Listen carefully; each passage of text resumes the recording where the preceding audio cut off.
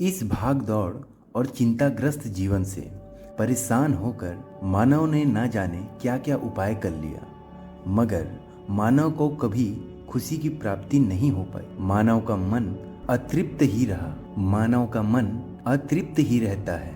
बाग में लगता नहीं जी और वीराने बंजर से डरता है। कहाँ लेके जाए ऐसे दीवाने को हम।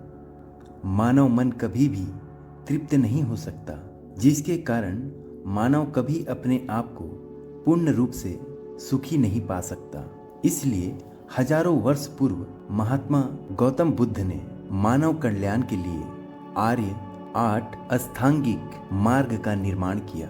इस मार्ग पर चलकर मानव को खुशी और शांति दोनों की प्राप्ति हो जाती है। चलिए जानते हैं महात्मा गौतम बुद्ध के वो 8 अष्टांगिक मार्ग क्या थे।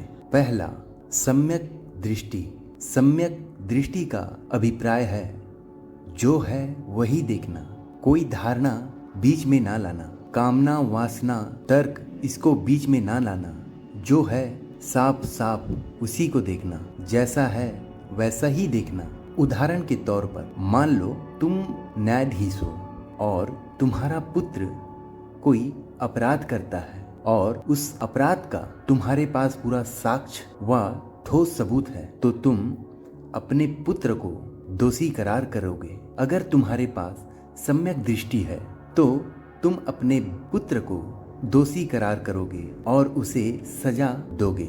यही सम्यक दृष्टि है, सबको समान नजर से देखना, यही सम्यक दृष्टि है। दूसरा मार्ग है सम्यक संकल्प। अक्सर लोग हठ को संकल्प मान लेते हैं। संकल्प का मतलब हठ करना नहीं है।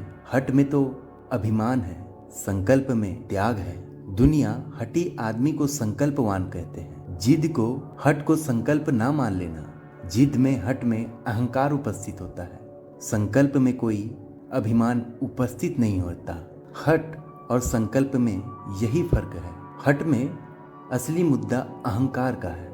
आदमी कहता है ऐसा करके दिखाऊंगा, ऐसा करके रहूंगा, वैसा करके रहूंगा। वो क्या करेगा या क्या कर रहा है इसकी उसे चिंता नहीं है। उसे तो अपने अभिमान को जिंदा रखना है और अगर नहीं कर पाया तो उसे बड़ी ही गिलानी हो जाएगी। धन में रस नहीं है मगर धनी होके दिखाना है। पद में रस नहीं है मगर पदवान होके दिखाना है। यही तो अहंकार है, दुनिया को कुछ करके दिखाना है। ये जो बात है असम्यक संकल्प है। बुद्ध कहते हैं सम्यक संकल्प का अर्थ है जो करने योग्य है उसे करना है। जो करने योग्य है उसको करने के लिए पूरा जीवन दांव में लगा देना है, लेकिन किसी अहंकार के कारण नहीं। वो करने योग्य है इसलिए करना है। तीसरा है सम्यक वाणी। जो है वही कहना, जैसा है वैसा ही कहना, अन्यथा नहीं। शांत रहो, बदल के नहीं। किसी बात को विकृत ढंग से बदल के नहीं कहना है। जो है वही ही कहना है, ऊपर कुछ भीतर कुछ ऐसा नहीं कहना है। ठीक एक बच्चे की भांति जो है वही साफ साफ कह देना। क्योंकि अगर तुम सत्य की खोज में चले हो तो पूरी तरह से निश्चय कर लो कि तुम खुद सत्यवान हो जाओ। जो सच्चा है उसी से सत्य का संबंध जुड़ेगा। जो झूठा है उससे कहाँ सत्य का संबंध जुड़ पाएगा। एक कहानी के अनुसार एक बच्चा अपने घर में आए हुए मेहमानों से कहता है, क्या तुम यहाँ सब मरने आए हो? 5 वर्षीय बालक की बात सुनकर सभी मेहमान अचंभित हो गए। पास में उपस्थित दादी उस 5 वर्षीय बालक को धमकाते हुए बोली, ये तुम क्या बोल रहे हो? बच्चे ने मासूमियत से कहा, मुझे क्या मालूम, मेरी माँ सुबह ही कह रही थी कि मुझे पता रहता कि आज ये सभी अतिथियाँ यहाँ आके मरेंगे तो मैं अपने मायके चली जाती। जब मेहमान घर पे आते हैं तो भाव कुछ, बातें कुछ, बताते कुछ और जताते और कुछ। सुबह किसी से मिल जाते हो तो मन तो होता है कि कहाँ से दुष्ट की शकल देखने को मिल गई, मगर उनसे मिलकर तुम उनसे कहते हो कि बड़े भाग्य जो बहुत दिनों बाद मुझे मिले। आपके दर्शन तो दुर्लभ हो गए थे, बड़े दिनों में दिखाई पड़े, बड़ी कृपा हुई। और मन के भीतर आप कहते हो कि कहाँ से दुष्ट दिखाई दिया। सम्यक वाणी का अर्थ होता है जैसा है वैसा ही बोलो, पाखंड से दूर रहो, चाहे जो भी कीमत चुकानी पड़े, मगर दिखावा नहीं। अगर आपको कोई बात पसंद नहीं है तो तुरंत ही बोल दो कि मुझे पसंद नहीं है। अगर कोई बात पसंद है तो तुरंत ही कह दो कि यह मुझे पसंद है। झूठे पाखंड अपने आसपास खड़ा मत करना। तुम अपने जीवन में जरा देखना, तुम अंदर कुछ और हो और बाहर कुछ और बताए चले जाते हो। धीरे धीरे तुम्हारा यह बाहर का दिखावा चेहरा इतना मजबूत हो जाता है कि तुम अंदर क्या हो और बाहर क्या हो। सम्यक दृष्टि का अर्थ होता है धीरे धीरे सभी अर्थों में, दृष्टि में, संकल्पों में, वाणी में हृदय की आवाज को बाहर लाना। यही सम्यक वाणी का अर्थ है। चौथा मार्ग है सम्यक कमांत, वही करना जो तुम्हारा हृदय करने को कहता है। व्यर्थ की कर्म ना करना। किसी ने कह दिया तो कर दिया, या हमारे पूर्वज ने किए तो हम भी करें। उदाहरण के तौर पर अगर तुम्हारा पड़ोसी कार खरीद के लाया तो तुम भी कार लेने की लालसा में लग जाते हो। जब उसके पास कार नहीं था तो तुमको भी कार की लालसा नहीं जगी थी, मगर पड़ोसी के पास कार आते देख तुम्हारा भी अहंकार जग गया और तुम कार लेने की लालसा में लग गए। अधिकतम लोग दूसरे की नकल व अनुकरण में ही मारे जाते हैं। सम्यक क्रमांत का अर्थ होता है वही करना जो तुम्हें करने योग्य लगता है। हर किसी की बात में मत पड़ जाना।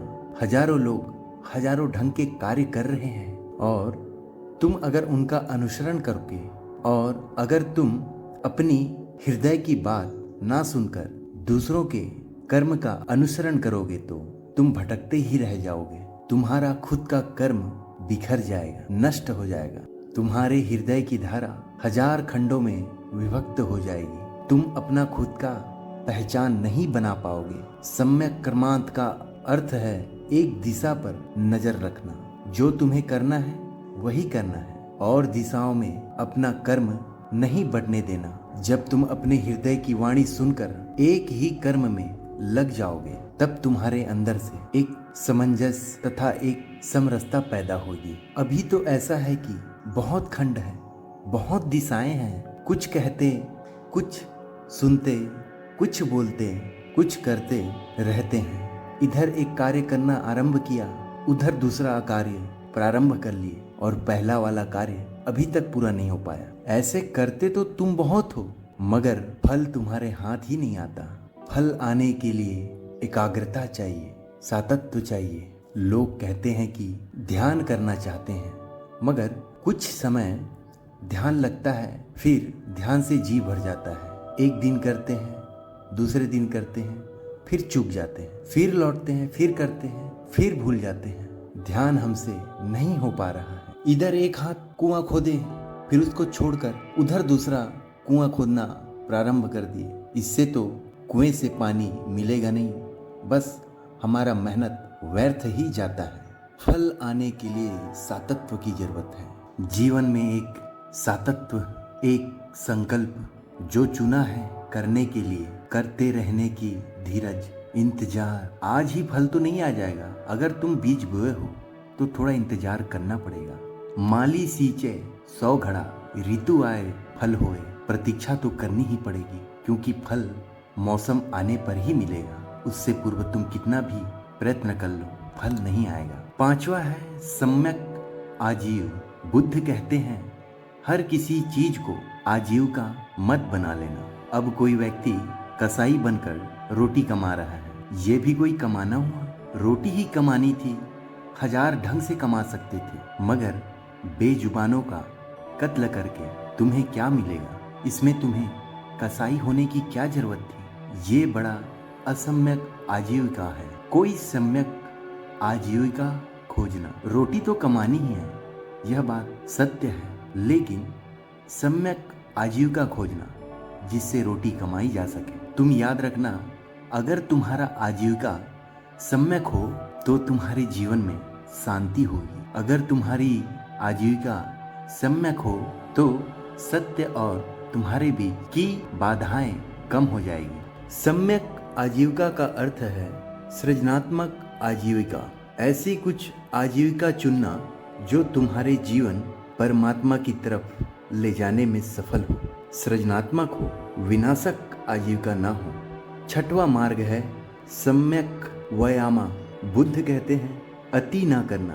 दुनिया में कुछ लोग हैं आलसी और कुछ लोग हैं अति कर्मक। आलसी व्यक्ति उठते ही नहीं, कोई कार्य करते ही नहीं, और कर्मक व्यक्ति कार्य ही करे चले जाते हैं। कर्मठ अपनी मंजिल की ओर चले ही जाता है, रुकने का नाम ही नहीं लेता। बुद्ध के अनुसार जितना खतरनाक आलसी व्यक्ति है उतना ही खतरनाक अति कर्मठ व्यक्ति भी है। आलसी कुछ करता ही नहीं, कर्मठ कुछ ज्यादा ही कर जाता है। अगर तुम तीर निशाने लगाने के लिए गए हो तो अगर तुम्हारा तीर थोड़ा नीचे पड़ा तो भी तुम चूक जाओगे, और अगर तुम्हारा तीर ऊपर पड़ा तो भी तुम चूक जाओगे। सम्यक दृष्टि से, सम्यक व्यायाम से अगर तुम निशाना साधोगे तो ना ज्यादा ऊपर और ना ज्यादा नीचे, मध्य में तीर लगेगा, जिससे तुम्हारा निशाना सध जाएगा। अगर तुम तीर को ज्यादा खींचोगे तो तीर निशाने के पार निकल जाएगी। अगर तुम तीर को कम खींचोगे तो निशाने तक पहुंच ही नहीं पाएगा। इसलिए बुद्ध ने कहा है कि तुम तीर को सम्यक तरीके से खींचिए ताकि वो आगे बढ़कर तुम्हारे लक्ष्य को भेज सके। सातवां मार्ग है सम्यक स्मृति, सम्मा सती। व्यर्थ को भूलना और सार्थक को संभालना।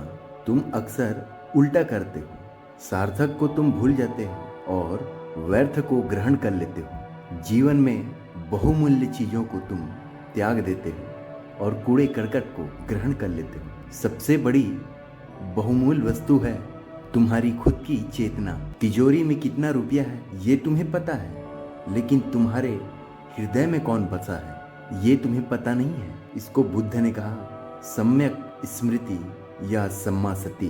बुद्ध के स्मृति शब्द से ही संतों का सुरति शब्द आया।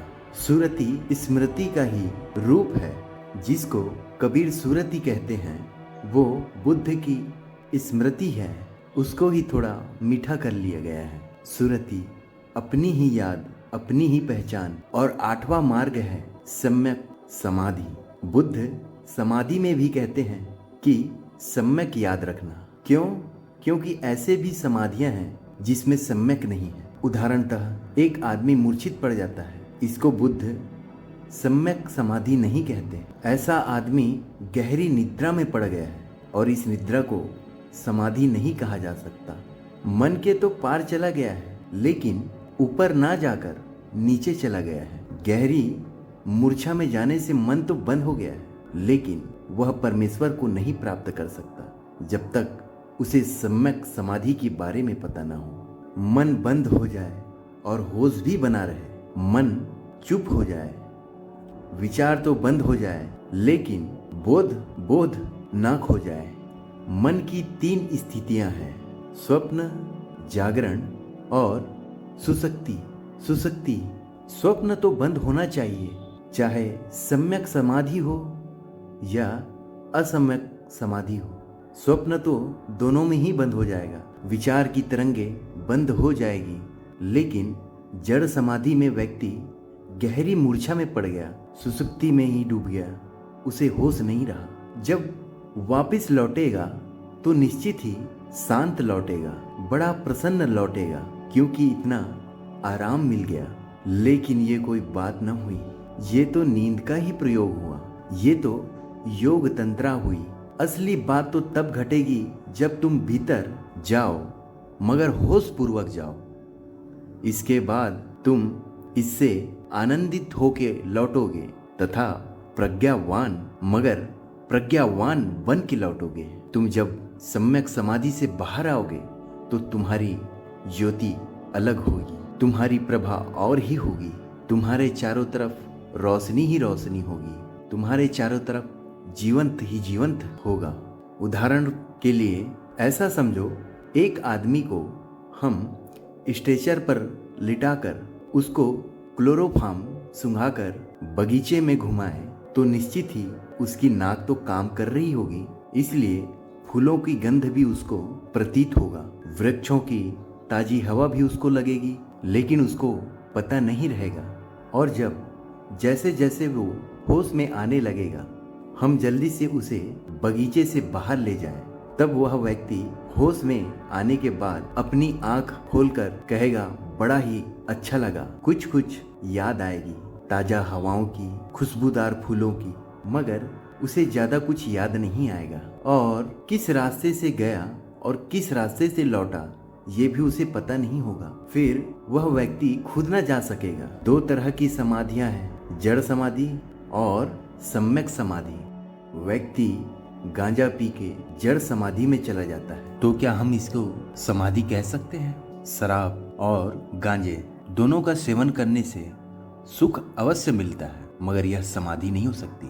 इसको हम जड़ समाधि कह सकते हैं। नशीले पदार्थों से जड़ समाधि में पहुंच जाते हैं, इससे व्यक्ति नींद में पहुंच जाता है। इसका यह अभिप्राय नहीं है कि वह समाधि में चला गया। जागते हुए भीतर जाने की प्रक्रिया ही सम्यक समाधि है। पूर्ण रूप से सचेत होकर भीतर जाने की प्रक्रिया ही सम्यक समाधि है, ना कि बेहोश या निद्रा में या किसी नशीले पदार्थ का सेवन करके। फिर तुम किसी भी चीज पर निर्भर नहीं रहोगे, तुम अंदर से जागृत अवस्था में पहुंच जाओगे। यही सम्यक समाधि है। दोस्तों, अगर हम महात्मा गौतम बुद्ध की इस 8 अष्टांगिक मार्ग का अनुसरण करेंगे तो सुख और शांति दोनों का आगमन हमारे जीवन में हो जाएगा। धन्यवाद।